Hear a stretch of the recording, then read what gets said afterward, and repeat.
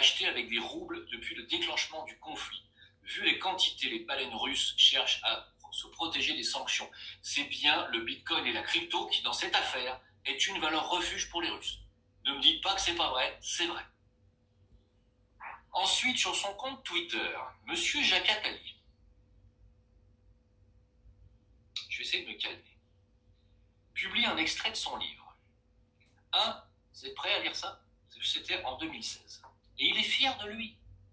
Écoutez bien, c'est pas que c'est un voyant, Monsieur Attali. Monsieur Attali n'est pas une pitié, c'est pas un médium. Non, Monsieur Attali est quelqu'un qui est au courant des plans de Rothschild. Je dis Rothschild, vous avez bien compris que c'est pas fatalement, c'est pas systématiquement Rothschild lui-même.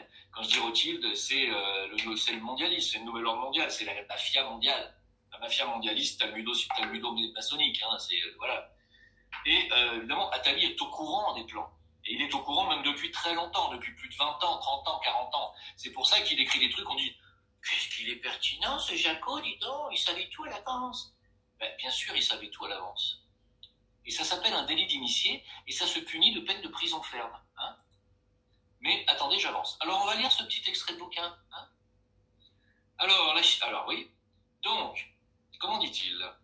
L'Ukraine, elle pourrait encore occuper la bande de terre connectant la Crimée, qui dépend de l'Ukraine pour son approvisionnement électrique, aux régions séparatistes à l'est de l'Ukraine. Très bien, c'est exactement ce qui s'est passé. Pour l'en dissuader, les États-Unis et l'Europe pourraient augmenter leur soutien à l'Ukraine. Oh, c'est bizarre ça. En armant le pays. Oh, dis donc, Jaco, t'avais bien vu, bravo. Avant de songer à l'intégrer au sein de l'OTAN. Oh, bien vu, Jaco, dis donc, t'es très très fort. Ce que la Russie considérerait comme un casus belli. Oh, bien, bravo, dis donc, Jaco. Et alors, Moscou lancerait alors une attaque préemptive contre les États-Unis. Bravo, Jaco, dis donc, quelle clairvoyance. La Russie pourrait aussi intervenir pour relier l'enclave de Kaliningrad au reste de la Fédération, en particulier si des tensions ethniques se développaient entre les minorités russophones et les autres populations de la Lettonie.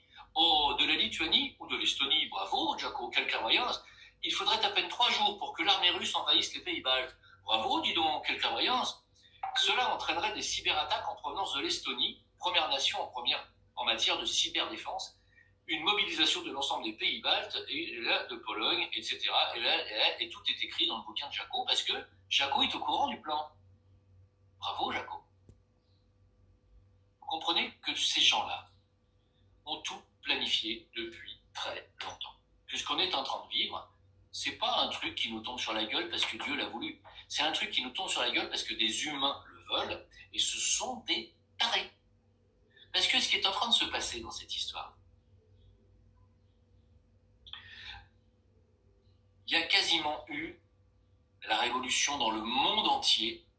Dans le monde entier, les peuples sont descendus dans la rue pour dire non à leur gouvernement, se sont fait taper sur la gueule parce qu'ils ne voulaient plus des mesures de confinement, des mesures sanitaires, du port du masque obligatoire et de la picouse, et qu'on leur a tapé sur la gueule. Tout ça, pourquoi ? Pour un virus qui n'a tué quasiment personne, à l'échelle de l'humanité mondiale, de l'humanité, globale, elle a tué personne, cette pandémie. 3 millions de personnes sur 8 milliards, c'est un poil de couille dans une botte de foin, d'accord ?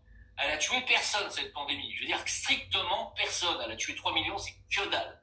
Bon, pour ça, on a placé une dictature mondiale où on a tapé sur la gueule à tous les peuples qui sont descendus dans la rue pour manifester, y compris encore récemment. Et là, on est en train d'entraîner dans une guerre mondiale qui va, à mon avis, coûter très, très, très, très cher. Pourquoi ? Pour un pays dont tout le monde se branle littéralement, je parle de l'Ukraine, qu'est-ce qu'on en avait encore à foutre, vous et moi, il y a 10 jours, de l'Ukraine. Qu'est-ce qu'on en avait à foutre de l'Ukraine il y a encore 6 mois ? On s'en bat les couilles complètement de l'Ukraine. Ils sont en train de nous emmener dans une guerre et dans un conflit, et en plus dans une séparation, parce qu'il y a des gens qui sont pro-russes, d'autres qui sont pro-Ukraine, il y en a qui sont contre Poutine, parce que Poutine, gna gna, il y en a qui sont pro-Biden, gna gna, et puis finalement pro-Macron, et finalement pro-OTAN. Tout ça pourquoi ? Pourquoi ? Parce que l'OTAN, parce que les mondialistes là, du Forum économique mondial ont décidé que l'Ukraine devait rentrer dans l'OTAN, mais qu'est-ce qu'on s'en branle ? C'est parce que c'est leur plan, vous comprenez? Leur